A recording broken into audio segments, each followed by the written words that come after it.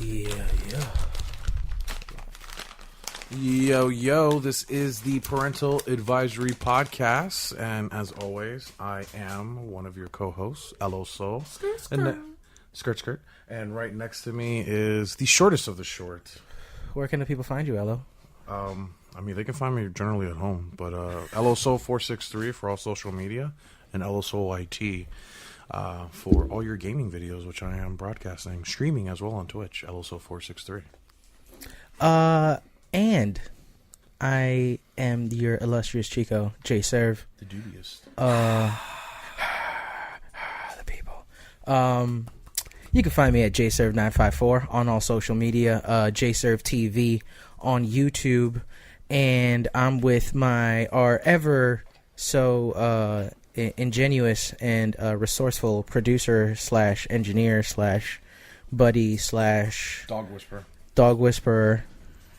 Are you ready for Wilmo? You guys can find me on Instagram and Snapchat, Wilmo_Chiquito. Holla at me, show me some love, niggas. Yeah, so we, every, weekly here at Parental Advisory, we like to, kind of switch it up a bit. We don't like to give y'all just too much of the same rigmarole that we do. We don't want y'all to get tired of just hearing us, squawk like hens about whatever. So, we like to switch it up every once in a while, and, I'm always surprised, I have a problem sometimes believing that people are listening to us sometimes, and he told me that there was a gentleman on Reddit promoting a new movie, and he was looking to possibly promote it on our wee little podcast. Yes, I had reached out to, I believe his name was Kyle Laugh. He was on Reddit. He was basically shopping around the interview for other podcasts. I saw no one really jumped on it besides like one other guy, and I was like, I'd love to have a director Hell yeah. on the podcast. Like, who wouldn't? So just to give you a brief little background, we are going to be speaking with Jed Bryan. He is the writer and director of a new indie horror film called Unlisted Owner. And he's been gracious enough to carve out some time from his schedule to chat with us. And ladies and gentlemen, welcome Jed Bryan to the Parental Advisory Podcast. Yeah. Jed, you there? Jed? He died. Jed, you got us there? Take it off. Yeah, can you hear me? Yeah, we got you. How's it going, Jed? Thanks for having me on, guys. I appreciate it. Oh man, like I said, man, thanks for for considering us to be to want to be on the podcast, man. So how you doing, bro? Oh, I could be doing better. It's actually snowing up here in Illinois right now. So now, speaking of Illinois, it says it's Sumner, Illinois, correct? Yep, that's my hometown. That's where I shot the entire film at. Nice. So are you born and raised in Sumner? I was born in the town next to Sumner. Okay, what town is that? Lost. Hang on. That's where I grew up my whole life. The town's population is about 1,100 people, so we actually don't even have a grocery store at the moment. So we have one gas station. Yeah, so it's a real small town in a real rural area. Pretty much farming and oil wells is pretty much all around, and that's about it. I think our closest mall is like an hour and a half. So. Oh damn, that's the closest one, huh? Yeah, Evansville, Indiana. So the what do you call it? Now I want to kind of get into you a little bit. So you've been pretty much predominantly in Illinois, based out of there? Yep, that's where I'm based out of. Now, did you go to any sort of film school for this, or are you just kind of a lifelong fan that just kind of decided just kind of fly by the seat of your pants and decided to make your own movie? Well, I actually went to ITT Tech whenever they were still around. And, hey, good answer. Did they have a film program? I'm sorry? Did they have some sort of a film program or something like that? They had a digital entertainment and game design major. Really? And that was actually the major I went for in 2006. And my associates was for digital entertainment, and I fell in love with the video editing aspect. And I had actually been coming up with different movie ideas and stuff like that. I've been a lifelong horror fan. When I was a kid, my parents had got me the VHS tape of House on Haunted Hill with Vincent Price, and I had the monster movie King Kong versus Godzilla with Vincent Price. Yeah, so I've always loved classic horror. I love horror films, and when I seen actually the film that really got me thinking about making a movie was Eli Roth's Hostel. After I saw the Hostel film, I was just blown away, and I'd never thought of like real life horror. And with Hostel, it was like real life events. It's like, man, this stuff could actually happen in real life. It's kind of scary, kind of freaky. So I kind of got to thinking of things that would actually scare me, or situations I could possibly get drug into, and just kind of ran with it, and kind of started writing some scripts, and then decided kind of went from there and decided to make my own movie. That's awesome, man. So you kind of just took it upon yourself. You're like, you know what? Nobody's, I'm not gonna wait for anybody to give me permission. I'm just gonna start. Kind of.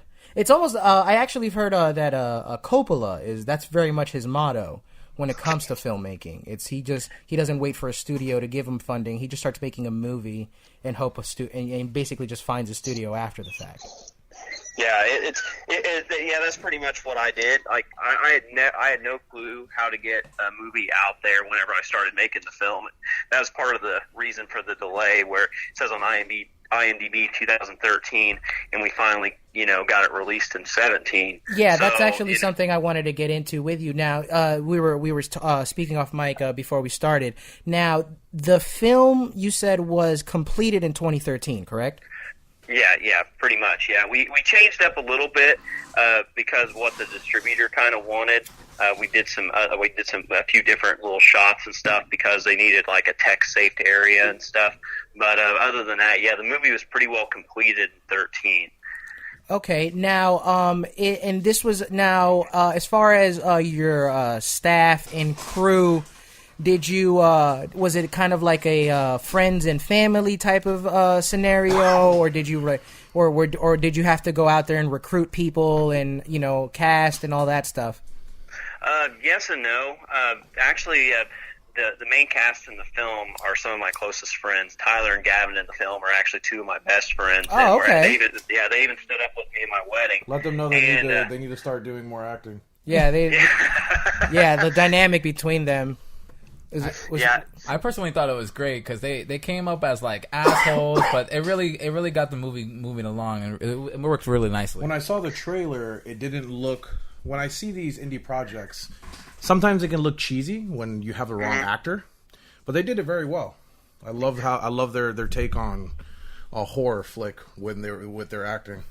Now, one thing I wanted to ask you: a lot of screenwriters. They just asked, have you ever read the book How to Write a Screenplay? Because I find that every screenwriter has at one point read that. I have not. Really? Oh, you're the first one that I've met. So now, Jed, as far as your influences, you said you mentioned previously that you've always been a lifelong horror fan. What would you say was the first horror flick that kind of left an impression on you? Like, how old were you when that happened? The first one that actually freaked me out was Puppet Master 2. Yes. And I didn't actually get to see the entire film. I think I was probably 7 years old or something like that. Oh. And I snuck downstairs because I was supposed to be in bed, and I was just channel surfing. And at that point in time, our local cable, we only had 25 channels, I think. And my parents had gotten HBO. And I got to the HBO part, and there was a scene that had Blade in it, and it just terrified me. And that movie just kind of left an impression on me. And yeah. Oh wow! I mean, yeah. When you see some of these, we're looking at the for the people here, Puppet Master 2 trailer. We're looking at it right now on the screen. I personally am a big fan of this movie as well. Yeah, it's almost like it's kind of got doesn't it kind of look like a Team America kind of vibe? Kind of look. Yeah. To it. if you look at it, it's kind of one of those things too. You have to look at it as a kid in the 90s, seeing something like that, without all the CGI and stuff like that. I mean, it creeped me out because I had toys and stuff, and it's like this toy's moving in a way I've never seen an object move before, and I'm just kind of it's just kind of freaky, and it's kind of funny. I've actually this year for Halloween, my wife, she does makeup stuff, and she actually made me up as Blade this year for Halloween. So that's awesome. That's awesome. That, yeah. That's awesome. Now, who so the love started with Puppet Master 2. That was the root. Well, that was the first film that scared me. Actually, the first, I had watched Vincent Price's House on Haunted Hill and, the monster movie King Kong versus Godzilla. And I'd watched some of the classic monster films as a kid. And, I've always loved horror and stuff. And, my parents, they wouldn't let me watch, the Puppet Master stuff, obviously. But, they let me watch some of the lesser stuff, like, Frankenstein, House on Haunted Hill, stuff like that. Stuff that wouldn't, traumatize me of, like, seeing a guy get his head chopped off and rolling down the road, stuff like that. But yeah, I've always, and my parents, they used to take me and my brother Jake. We used to go to the haunted houses in Evansville, and we always decorate big for Halloween and stuff. So it's always been kind of like a part of my life in a way. So would you consider yourself a monster kid? Oh yeah. I had actually there's a toy that I had as a kid. It was like called Monster Maker. Mm-hmm. And you had like a head of a monster, and you could like put like different eyes on it and stuff, and it had like goop that you like poured out of it, and you put different noses on it and stuff. So yeah, I've always loved like monsters and stuff like that ever since I was a kid. I loved the movie Monster Squad when I was a kid too. Monster Squad, that's nice. Nice. Did you ever there's isn't there a monster magazine? Yeah, there's at our local comic store, Tate's, they have it. I know there's a big publication. It's pretty popular. I don't know if it's. I think it's like Monster Magazine or something like that. Yeah. They just put everything monster related when it comes to comics, cosplayers that dress as monsters. Yeah. Now, if you don't mind me asking, Jed, how old are you? I'm 29. 29 this year. Okay, so we're talking more so of like the 90s then, coming up and whatnot. So yeah. Puppet Master now is when it comes to horror movies, you got Wes Craven, John Carpenter, all these different directors that have different styles. Who would you say you kind of got your influence from? Like, who were your go-to guys when it came to horror? Well, Eli Roth was, like I said earlier, is like a huge influence. He's the one that kind of got me interested in filmmaking, like actually making my own film. Big George Romero fan. Got to meet him before he passed. Super awesome guy. I was so glad I got the opportunity to meet him. He came to a Days of the Dead event in Indianapolis, Indiana. And for people who don't know what Days of the Dead is, it's like a big, huge convention type thing where they have different stars. They got wrestlers, they got horror movie stars and everything else. But yeah, he was super. I'd say George Romero was a super influential guy because, I mean, he technically, whenever they made Night of the Living Dead, it was an indie film. And I mean, he's the godfather of the modern day zombies. So I mean, I take a lot of influence from him as well. True. And with the I mean, did an interview with one of his co-stars for we in our one of our previous podcasts, we actually had the chance. We actually spoke with one of the actors that was working on a movie that the co-writer of Night of the Living Dead had created. My uncle, John Russo, is that the guy? Yes. Yeah, for My Uncle's a Zombie. Yeah. My Uncle John is a zombie or something like that. And we got to speak with them, that was a great time too. But yeah, I mean, George Romero, I mean, he as far as I'm concerned, like you said, I agree with you, Jed. He is as far as I'm zombies wouldn't exist if it wasn't for him. Right. That's right. You know what I'm saying? And oh yeah, for sure. Now, with the because Unlisted Owner, it's been a bit of a journey from what you've from what you told us, what you were telling us off mic. I mean, so 2013, you said you guys were submitting it for festivals, correct? Yeah, the end of 13 through probably the fall of 14. That's whenever we were doing our film festival submissions. Okay, and now It's on Amazon. It got released in November of 2017, correct? Yeah, it actually, it was released on DVD and digital download on November of 2017, and actually when it was made available for pre-order in September, we eventually had made it as high as 9th on Amazon's top 100 hot new horror release list for DVD. That's awesome, man. That's awesome. Which we were so stoked about. Thank you guys. Yeah, it was pretty crazy because as soon as it's been such a long wait. There's been all kinds of hype, especially in my local community, about the film. And once it was released, I put it all over social media. And the following night, after we found out that it was available for pre-order, my assistant director called me. He's like, "Hey, do you realize your movie's number 14 on the top 100 list?" I'm like, "Whatever, get out of here." And I was just like, "Oh man!" And I mean, we weren't just going up against horror films. I mean, we were going up against Walking Dead season 7. It just came out. American Horror Story season 6 had just came out. Wow. I think 47 Meters Down had came out, and then they were also on the list of were re-releases of films. And actually probably one of the coolest parts of this journey for me was we made it to 9, and then we fluctuated throughout the whole top 100 list. We stayed on the list for 15 weeks. Wow. And wow, congratulations, man. Well, thank you. Yeah. That's not an easy feat. Yeah, no, Walking Dead on that list. I mean, Walking Dead season 7 is when they introduced Negan. That was a big pivotal. Yeah, that was crazy. Yeah, I mean, whenever we made it up to the number 9 spot, I was like, "Oh man, this is awesome!" And the fact we stayed on the list for that long was awesome. But something kind of cool happened because they did a re-release on DVD of Night of the Living Dead, and since it was considered a new release because it just got re-released, it was on the list. And I have a screenshot of Unlisted owner right in front of George Romero's Night of the Living Dead, and then I got a picture of me and George together, and it was just so cool. Like, nice. I wish I could go and talk to him now and say, "Hey George, I met you a few years back, and here's my movie and here's your movie." It's just such an honor to be on the list with you.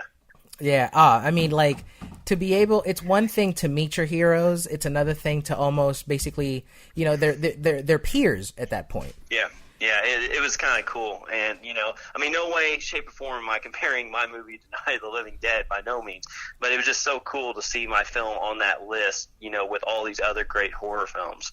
Yeah, it's almost like seeing your, it's almost like the equivalent of, like, say, like a music artist seeing their name on the marquee outside or something. Yeah. And it's much harder to make a horror film now. Just because, I mean, when you look at the horror films that were back in the day that were pivotal, those were Night of the Living Dead. I'd like to say, what was the one with the guy with the pins in his face? Hellraiser. Hellraiser. I mean, that movie was really creepy. Yeah.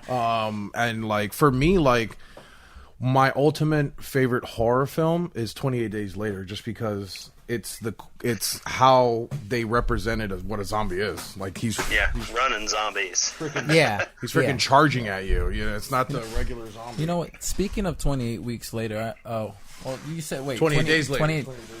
28 weeks later, I know they won an award for a gruesome scene. Speaking of scenes, like, what, on your own film, like, what really was a hard moment for you to capture? Well, believe it or not, in found footage, one of the hardest things to do is a special effects move. And the reason that is because you're looking at one point of view.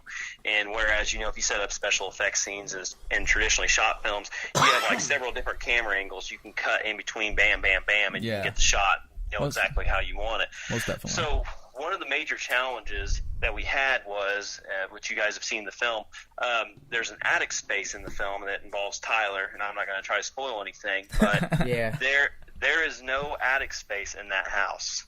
Really? Oh. That attic space was actually a set that we built to the specs of the real room in the house. Wow. And we do a thing. I was going to say, how'd you get in there?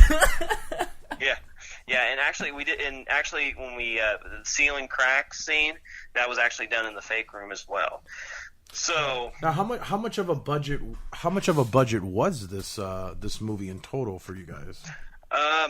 With me going, which I factor in like all the post production stuff, going out to LA and stuff, I'd say probably about $20K in it. I would say, give or take. That's not bad. That's not bad. Yeah. I mean, I'm actually impressed that for 20,000 that's actually what it looks like. Yeah, it looks phenomenal. Well, You For know, an indie movie, for a horror indie movie, it looks really good visually. what I really liked about it was in the scenes where the intensity gets driven up. A lot of the frantic scenes, I don't know. For me, I will admit my scope of horror is very limited. I'm not too keen on the horror genre. I've only really seen just kind of like the hits when it comes to horror. Right. You know, your Texas Chainsaw Massacres, your Halloweens, Your blockbusters. yeah, your blockbusters, your blockbuster horrors. You know, so like I said, my point of reference is just kind of from those really. And, you know, like a lot of those scenes where it's you know, the camera's just kind of like jumping around and everything like that. It reminded me a lot of the, especially that sequence in the end of Texas Chainsaw Massacre with Leatherface and like the camera going around and he's running out. Police camera. You know, all that kind of stuff. Is also, some of the angles that you were using for the found footage, you know, and I, you know, sometimes, you know, comparison, you know, can be interpreted however you want, but you know, I got a lot of like the Blair Witch feel, you know, to some of the footage and everything like that. It's hard to do the camera action ones because sometimes they can look corny. Right. But when you do it right, it looks good. And trust me, people, this one, it's done right. It is done right. It's on par to me with you ever seen Quarantine? No, You've seen Quarantine, I've right? seen Quarantine. Quarantine was a really good visually from the first person camera effect. You know what I mean? Mm-hmm. Like it was like Blair Witch, but it was like newer version. Right. But obviously, the Blair Witch had much older cameras, but this one was like they spent a lot of money on that. And you can see that with this project, you know, it looks like he spent his good money on good camera. Right. So that it looks good, you know. Yeah, you can definitely tell that the it's done through the eye of somebody that is not just familiar with the genre, but is a fan of the genre. Right. Because there's certain angles in there that's thank you. You know, yeah, because you know, I definitely see you know, the care that went into it. You know, say whatever you want. $20,000 is $20,000. That's the best thing about indie projects. It's you're getting the passion and soul of the director. Yeah, exactly. You know, it's their baby. You know what I mean? And I'm telling you, people, this man did everything except craft services. I think he was doing security for the movie too, providing catering and everything. You know what I'm saying? I mean, so you wrote. Well, I mean, you could list the slashes. So you wrote it, right? What did you do now? Yeah. I wrote it, directed it, produced it, and edited it. And then also one of the setbacks that we had was whenever I talked to you earlier, and I said we signed our distribution deal in 2016. Well, we had to send the movie off for a quality check. And one of the things that came back with the quality check was we needed an M&E track for the film, which, if you're not familiar with an M&E track, it's basically the dialogue separated from the background sound so foreign markets can dub over your voice. Well, our problem was that it's a found footage film, so we didn't have somebody running around with a boom mic. Everything, I wanted to make it as real as possible, so everything that you hear in the film, in the U.S. version, is what we recorded on the camera. So it's impossible to separate the sounds. So from February of 17 to July of 17, I had to recreate every single sound effect for the entire 74-minute film for the foreign markets. No fucking way. Wow. Yeah, and you talk about something that was a pain, and that's one aspect I really don't care to do. And the worst thing is with a found footage film especially is there's no musical score. So you don't have these scenes where, you know, well, I don't have to add as many, you know, sound effects here because we have music playing in the background. It's none of that. You got to get every footstep. You got to line it up. And, you know, it was hard. I mean, every door closed, every footstep, all this stuff. I mean, and for sorry to interrupt you there, Jed, but I just kind of want to let it know. I graduated for sound engineering, so to hear you talking about this, I know the logistical nightmare that is. Which is to entirely add the sound. That was literally the last project that we had to do in school. I'm just a fan of filmmaking, and for him to do all that, you know, so. You know, our project was we got a minute of film with absolutely no sound, and we had to add all the sound to it. And to do that for a movie, I had to do that for a minute, and that took me 2 weeks. I had to do the editing for our first YouTube video, and that took me like 5 days, and that was just a 2-minute video. Yeah.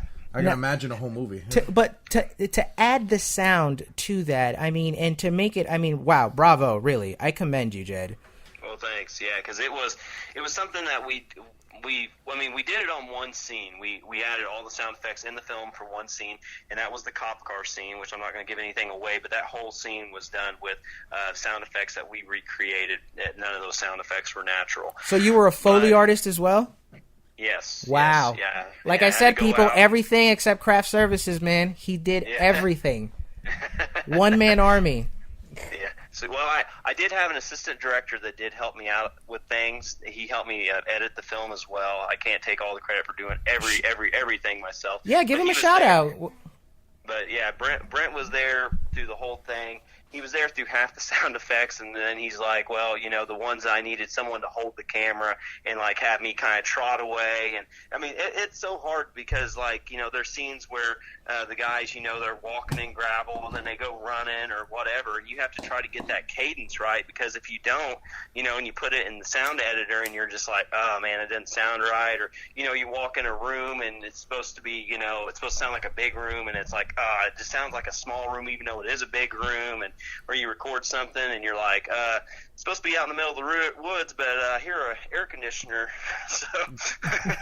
So I have a question for you. Well, while you were recreating all these sounds, so you did mostly everything in the studio, right? No.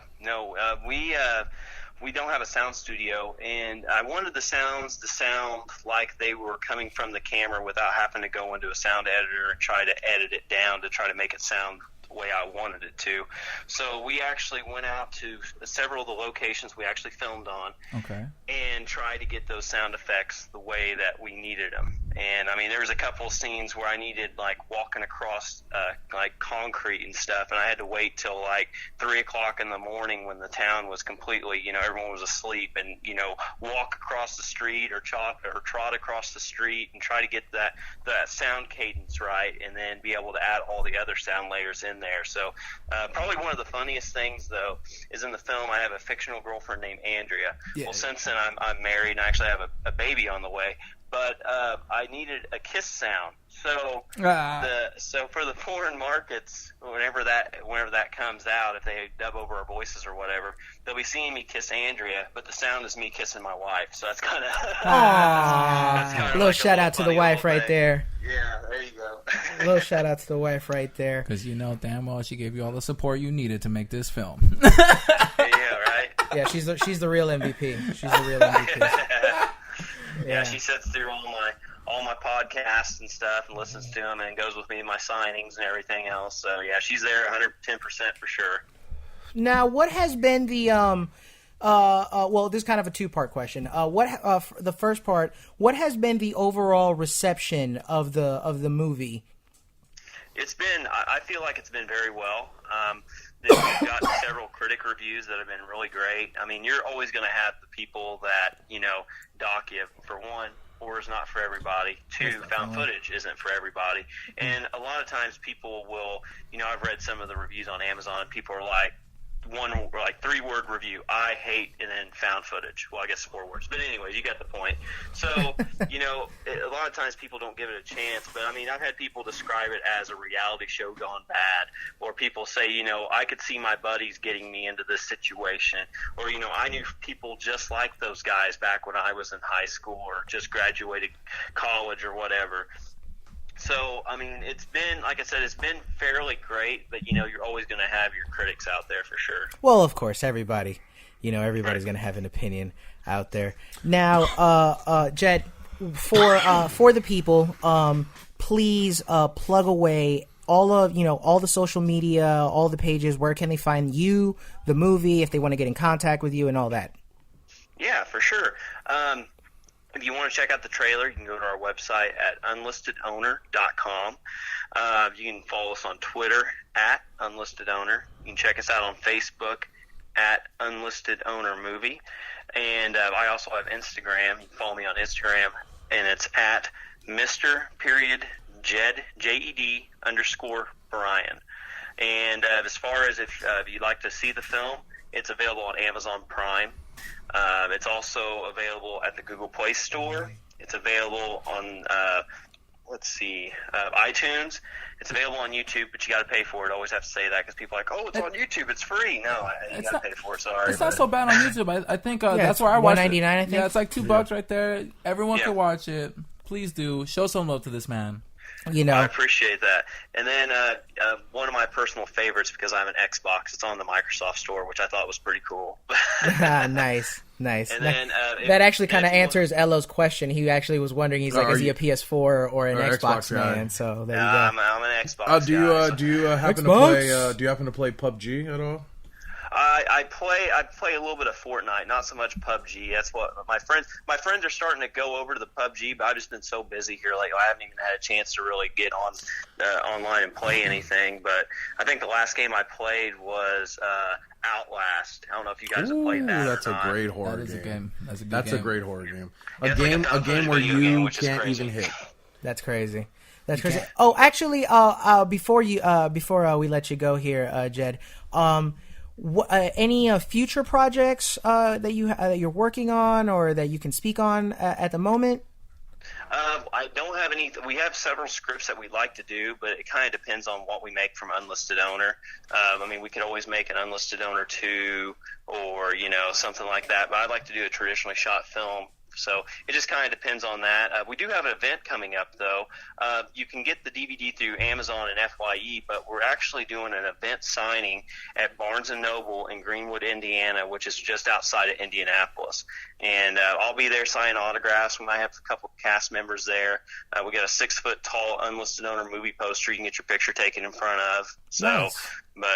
Nice. But yeah, we've actually, this will be our second signing. We did one in Evansville, Indiana. We had a great turnout for it. It was awesome. So yeah, if anybody's in the Indianapolis area on Saturday, April 7th at 1:00 Eastern time, we'll be there signing away.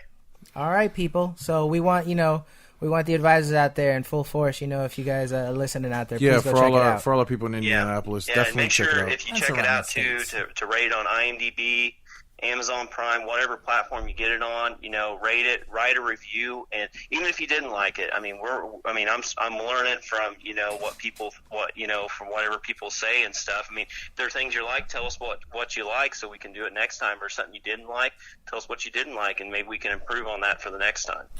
And people, I tell you, it's for somebody, speaking as somebody, like I said, that isn't too big on horror not being his go-to. I was entertained thoroughly with this movie. I was thrilled. I'm just sitting there waiting on the next bit. Part of the reason I couldn't finish watching is just because we had to come here and do the podcast. Right. But I'm definitely gonna go finish it as soon as I get home. But definitely go ahead and check that out. For the people, Mr. Jed Brian _Brian with an I, not a Y, right? Yep, that's right. I.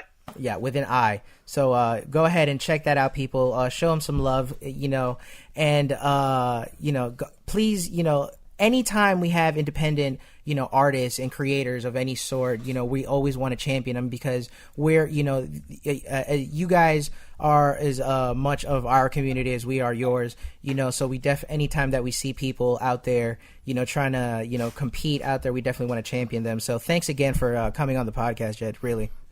Well, hey, thank you guys for having me on, and thanks most of all for checking out the movie and supporting indie horror. I'm very grateful, to see all the support Unlisted Owner has gotten. It's something that just started out as an idea in my head that I pitched to a couple of my friends, and then, here I am talking to on a podcast with you great guys. It's awesome.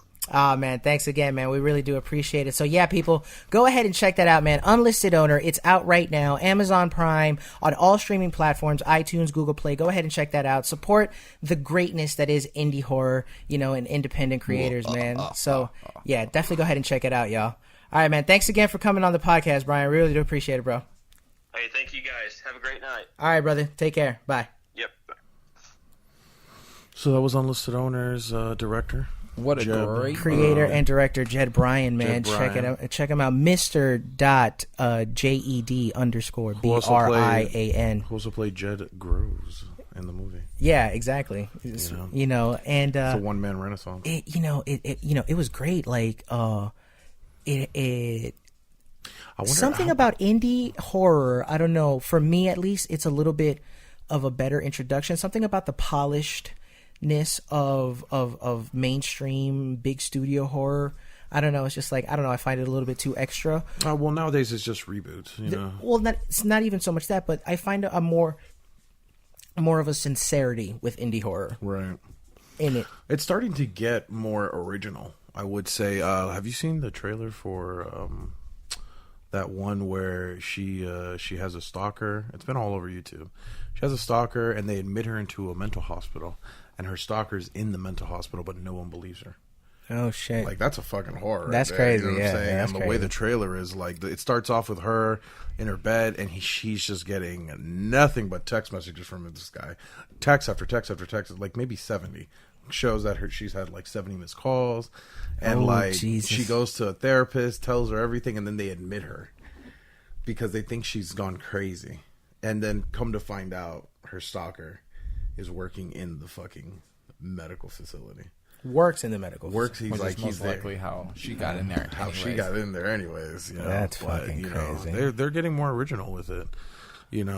I guess it's not original, but more than the fact is like how Steve was trying to like put out to words, like more personal to the viewer itself, like making that person sweat, making that person like. I think chills, there's levels of originality when it comes to the horror genre. Like when you see a very original, to me was like. Grab him. It's like Paranormal Activity for one. It wasn't that the fact that it was another like Blair Witch type. They made it seem like it was a guy who was just getting home videos of his family, and all this paranormal activity was happening. So it was like it was more original. A different take, yeah. Right, and it felt very original because it was like no one has ever done that before. So, but then you get like, for me, a reboot is just that director's version of what he would think the movie would be. Do you see what I mean? Most definitely. But sometimes I really wish it came with more originality from the writer and director, more than the fact of just trying to carry on the franchise. That's why I just don't like reboots, because it's like the director or the writer has to fit this criteria or bubble, because you're already starting off with a story. You're just filling in your parts. Yeah, it's just your version of it. So you can't really change you couldn't change the core of it unless it's just a phenomenal change that you made. Like, it's like if they were to redo The Exorcism and she didn't turn at all, they were able to. The Exorcist or The Exorcism of Emily Rose? Oh, The Exorcist, sorry. Sorry, I didn't mean to confuse it. The Exorcist, and instead of like her turning and all that scary shit, she wasn't turning, but she was on the brink of turning. You know what I mean? Like, you couldn't do that really, so you have to just fit it. Like, you'd only be able to change certain jump scares, and you know what I mean. No, I feel you. I mean, I guess it just depends on the person's take on it. You know, like for any other movie in its own self, like even for like these superhero movies or like. Chucky was a good one. Chucky was a good original one. Oh my god, Chucky has been like Chucky was a shit horror movie. What the hell? What are you talking about? The first Chucky? That first movie? Are that you first kidding Chucky me, bro? was that first movie was garbage. Now the Chucky's after. You're asleep, I would give bro. you That's a great movie. Chucky's me, number bro? 2, Child's Play, was arguably Come a great horror on, movie. man. I was laughing more than I was fucking scared. Well, like, it scared me you're not because horror. I saw that as a jit. Like, I was like 7, 8 years old when I saw that movie for the first time, so that's the only reason why it scared me. I guess. But afterward, when I by the time I was like 10, I was like, I saw the movie again. I was like, oh, this is bad.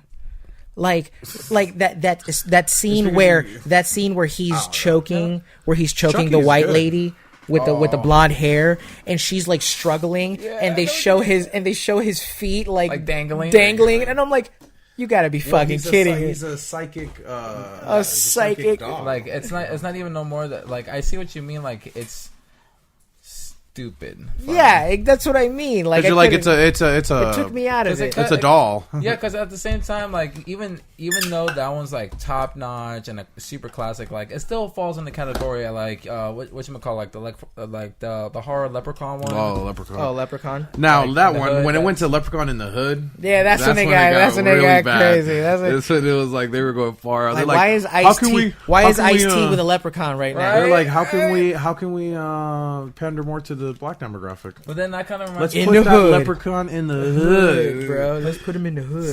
Speaking of fucking rappers in horror, that I think like Busta Rhymes was in was it Halloween? Was it a Halloween? Yeah, it was. It was a Halloween, and it was the fun. Like, there's one moment that's he lasted so funny. a while in that movie. He did because he was fighting. Because that apparently that nigga in the movie, his character knows martial arts, so he was like, "What the?" Like, that was so fucking that was stupid, weird. bro. You saw that? That flash of light? Maybe it was lightning. Let's hope. I don't know. These niggas over here got spaced out. Oh, yeah, it is lightning. Ooh, that's a very. I don't know if you guys can hear that strong rumbling thunder right there. Mm-hmm. Yeah, but it was far Thank away. you, If it Florida. took that long to rumble, that means it's very far away. Thunder. Hear the thunder. You know the rule for thunder and lightning? Lightning and the thunder. Yeah. So you know the rule? So flash, it's flash. For every second it takes until you hear the rumble, that's how many miles away it was. That's the smartest you're ever gonna hear. It's like in PUBG. Whenever you hear a shot go off, it might just be 200 meters. So like the map has a box. Every box is supposed to be 100 meters. So you know when you're like when you're running through the terrain, if you hear a gunshot, normally you'll hear it. It sounds far. If it sounds far, that means that it's because there's so much terrain. There's hills. There's trees that it might just be much closer than what you think. True. So it's like, it's a little of the opposite. Yeah, I've been playing a lot of PUBG. Yeah. I started streaming last night for the first time. All I did was I streamed through the Xbox. I hooked up the Xbox to the what's it called? My computer through Wi-Fi, right? And I was able to stream like that. But I'm gonna start streaming directly from Twitch. Like how the other streamers do. So look at Wilmo over here, just the greatest engineer. Bring in the mic closer to me. I gotta do it perfect for this nigga because he sucks right now. Yeah. Don't tell me. I've been sitting here going, get closer to the mic. Get closer to the mic. They'll hear me. Get closer to the mic. I have that Barry White voice. Get closer to the mic. No, you look like Barry White. Nah, don't ruin Barry White. You look like Barry White now.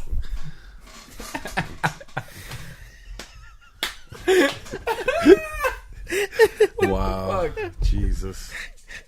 So stupid. You get that, right? Yeah, I get that. You son of a bitch. Anyways, but yeah, I've been playing a lot of PUBG. I haven't been playing Fortnite a lot. As much as people are talking about it. I heard it's now on what's it called? I heard it's on mobile devices. Yeah, it's really big. Fortnite is getting popular. And it's funny, do you know the controversy between Fortnite and PUBG? What? Fortnite was... Jesus Christ, Rocco. I don't know what he's doing. Get closer to the mic. I am close to the mic. Yeah, but no. See, there I can hear you. I can hear you when you're doing that shit. What's it called? Fortnite is the company that sold the software to PlayerUnknown Battlegrounds to make PUBG, to make what it is. You know what I mean? To make where it's a map, it's 100 people. So what happened was Fortnite was originally supposed to just be a multiplayer. I'm good. Right there. Can you hear me now? Yes. Okay.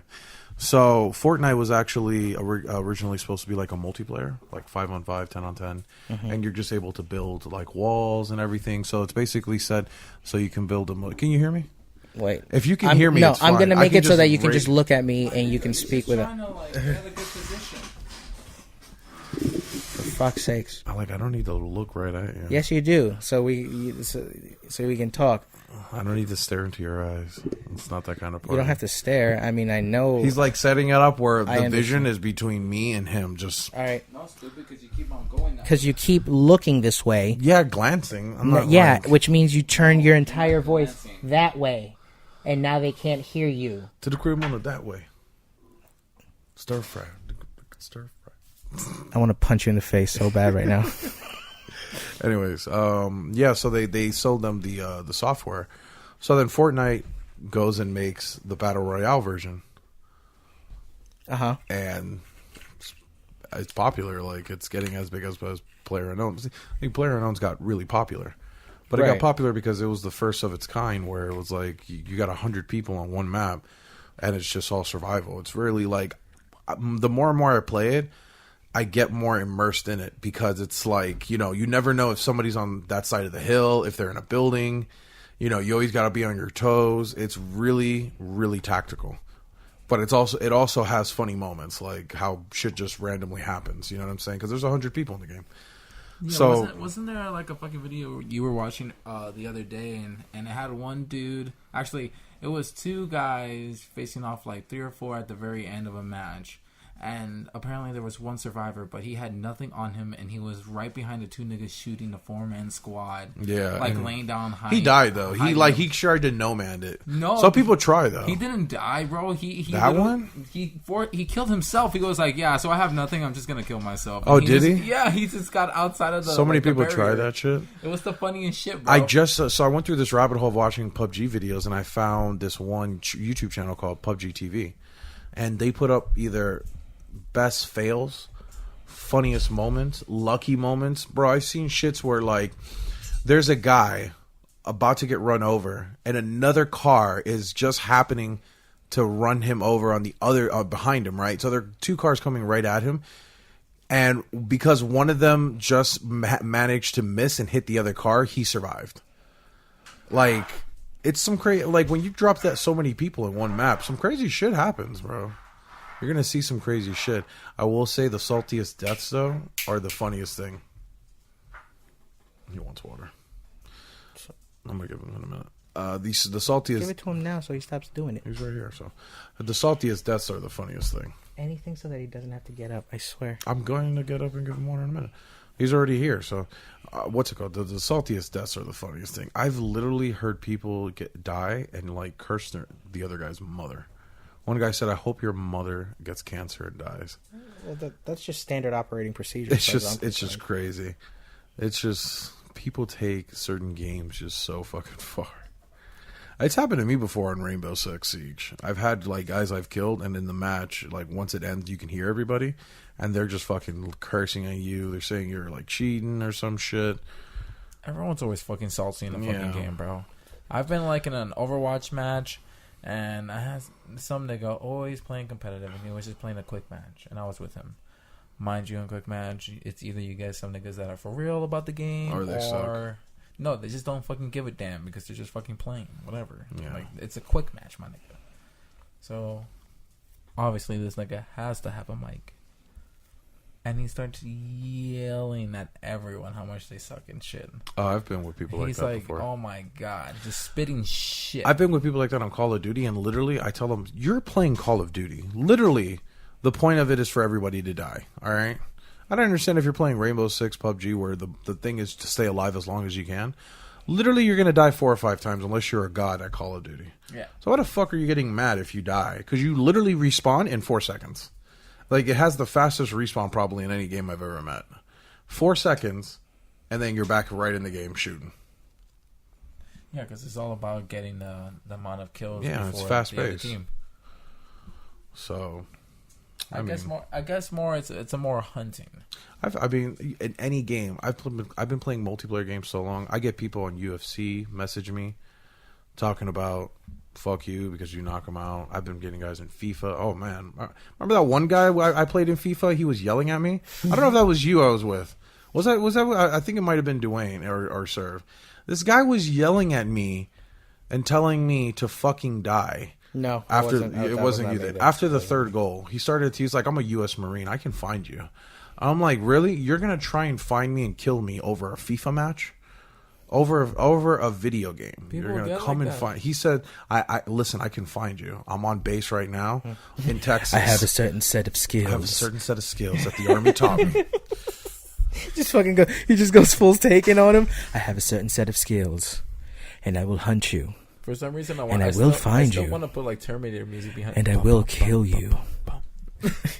Gun, gun, gun, gun, gun. Gun, gun, gun, gun, gun, gun. Dun, dun, dun, dun, dun. That's what it was. Oh, this fucking dog. Anyways, so, yeah, you want to... How long we got? How much we got? 49 minutes in. Yeah, you want to... We're doing a short one this week? Yeah, I mean, we did an interview, so... You know. Yeah. As always, be sure to check us out online at Parental Advisory Cast on Instagram and Facebook, Parental Podcast, I'm sorry, on Twitter, and PA Podcast on Snapchat. Right now, we have I am proud to announce that we have the High Rollers Tour coming out. Me and the Bro Life crew, we're going to be going out, raiding the South Florida and hopefully North Florida soon.